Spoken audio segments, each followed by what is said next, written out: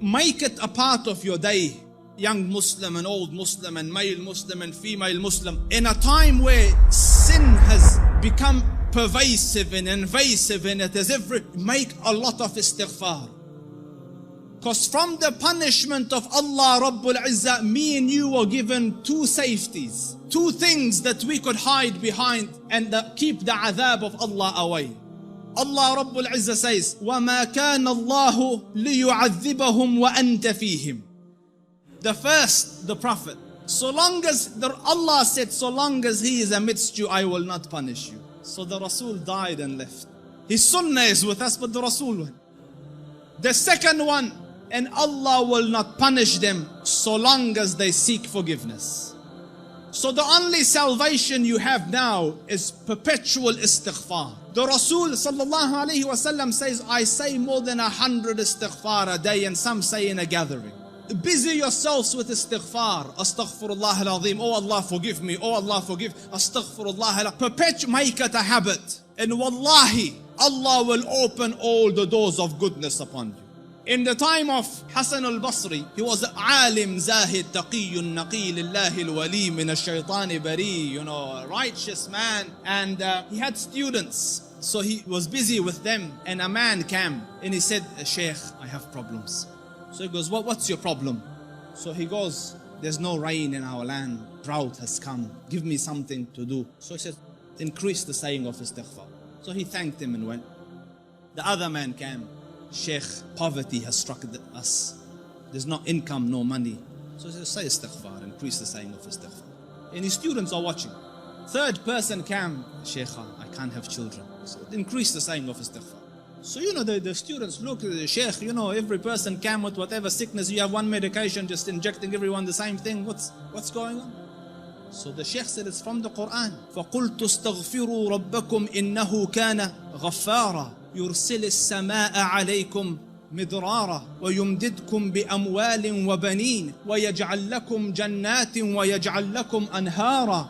Make istighfar of Allah. Allah will send the sky down with helpful rain for you. He will bestow you with wealth and progeny and make your gardens grow, and around it springs of water will come. All for the saying of istighfar and the returning to Allah Rabbul Izzah with seeking forgiveness of Allah Rabbul Izzah. Make istighfar, Muslims. Amidst the scholars of the past, one of the famous ones is Ahmad ibn Hanbal.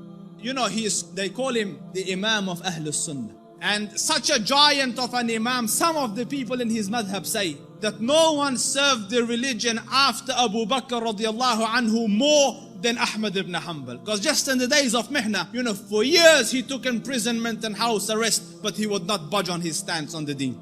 So his fame and repute extended across the Muslim land. Everyone knew him, but there was no selfies in those days, you couldn't share a picture. So no one knew. Few people around him and his students and the Ahlul Ilm knew what the Sheikh looked like. Most people hadn't seen him, but they had heard about him. So Imam Ahmad went on a travel from his city to another city. And when he reached that city, night befell him. He was in a masjid and he was trying to sleep in the masjid, because in those days there was no hotels and things. So the guard came and he said, get out of the masjid. So he said, listen, I'm a traveler. I don't have anywhere to go. I will just be here till tomorrow and then I will be on my way. So he said, no, get out. So the Sheikh went and sat outside the door. Can you imagine? This was a man, who, when he used to walk, hundreds would be walking with him and they would kiss his head and hold his books. Imam Ahmad was Imam Ahmad. Now he's sitting at the door of the masjid. So he looks at him, he goes, didn't I tell you to go? He goes, I'm outside. He goes, no, get out. So he said, listen, it's just... So he said he held the Imam from his leg and dragged him onto the street. Imam Ahmad. So, and the Sheikh, subhanallah, And when he's landed in the middle of the road, across the road was a baker, the one that makes bread. So the baker saw him and he goes, listen, he sees in him signs of piety and taqwa. So he goes, come here and sleep in my bakery, and I'm making the dough all night and fixing the bread, because people will come at Fajr to buy, but you sleep here as I'm doing my work.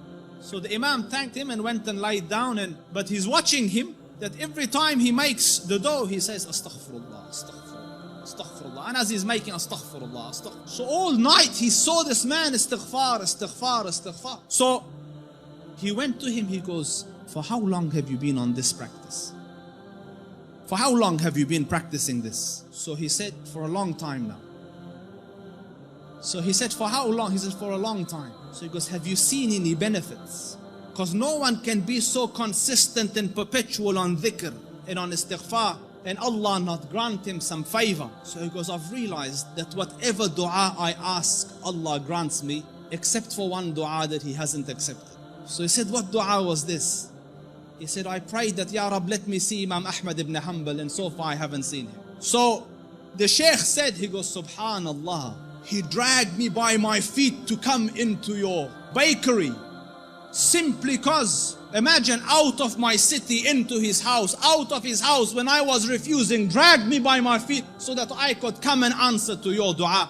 فقلت استغفروا ربكم إنه كان غفارا يرسل السماء عليكم مدرارا ويمددكم بأموال وبنين ويجعل لكم جنات ويجعل لكم أنهارا. My dear brothers, turn to Allah Rabbul Izzah. Wallahi, I don't say this as a nice to say, but all of the problems to all your answers is Allah Rabbul Izzah. Your refuge from every difficulty is Allah Rabbul Izzah. Turn to Him with Wallahi, turn once to Allah Rabbul Izzah, and you will find your Lord more merciful and more accommodating and more accepting than the kindest of the kind of this world.